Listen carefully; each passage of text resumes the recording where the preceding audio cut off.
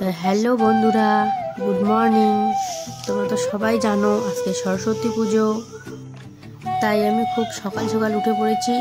যে উঠে ব্রাশ করে আমি চা আর চিড়া ভাজা নিয়ে নিচ্ছি। এটা খেয়েই থাকতে হবে যতক্ষণ না পুজো হয় আর কি। তো তাড়াতাড়ি খেয়ে আমি কাজ শুরু করে দিব। তাড়াতাড়ি কাজ করতে হবে আমাকে, অনেক কাজ। এই যে খাওয়া হয়ে গেছে, এখন আমি ঝাড় দিব। ঝাড় দেওয়ার পর আবার অনেক কাজ আছে, তাড়াতাড়ি আমি ঝাড় দিয়ে নিই। ঝাড় দেওয়া হয়ে গেলে এখন আমি বাড়িটা মুছে নিব, সম্পূর্ণ বাড়িটা মুছে নিব। তারপর এই যে চান করা হয়ে গেছে, আমার মুছে চান করে নিলাম। তা ওইদিকে আমার কাপড়টাও উঠাই দিলাম।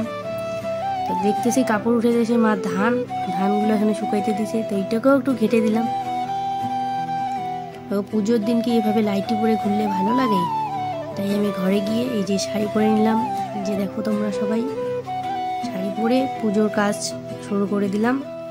আমাদের পুরোহিত মশাইও চলে এসেছে, তো উনি পুজো দিচ্ছেন আর আমি দাঁড়িয়ে দাঁড়িয়ে দেখতেছি। পুরোহিতের দেওয়া হয়ে গেছে, এখন আমি ঠাকুরকে ফুল জল দিচ্ছি। ফুল জল দিয়ে আমি রেডি হব। এই যে ঠাকুরকে এখন নম দেখে নেব, ঘুরতেও যাইতে হবে আমাকে, দেরি হয়ে যাচ্ছে এদিকে।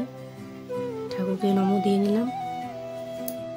এই যে আমরা রেডি হয়ে সোজা চলে এসেছি আমাদের স্কুলে।